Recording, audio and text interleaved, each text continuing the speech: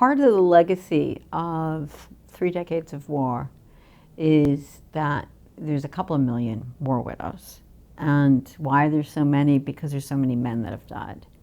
It's that simple. Hi, I'm Paula Bronstein. I'm a photojournalist. I'm based in Bangkok. And I've been specializing in Afghanistan since 2001.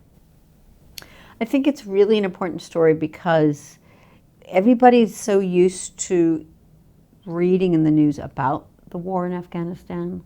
Of course, it's, gone on for longer than anybody imagined. But it's these stories behind the major news stories, like, these widows who are widows because of war that are just underreported.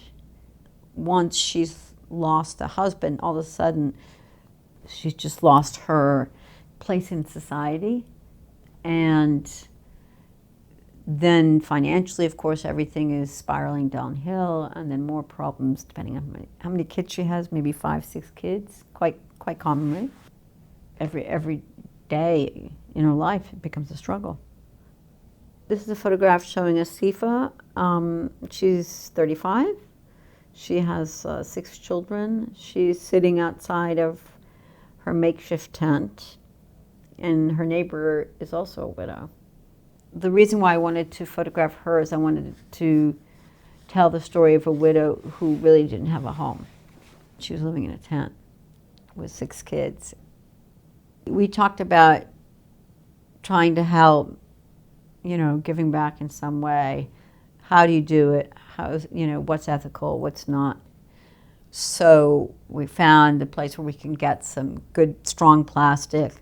And then, the one afternoon when we walked up the hill with the plastic, and gave it to them, she was just like practically crying. And that really made my day. I didn't even care if I took a picture that day,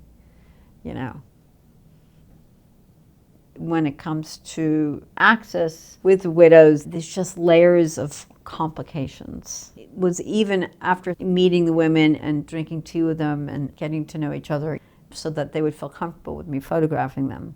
If I didn't take a portrait of them on that day, there's a good possibility the next time I wanted to go back, the door would be shut in my face.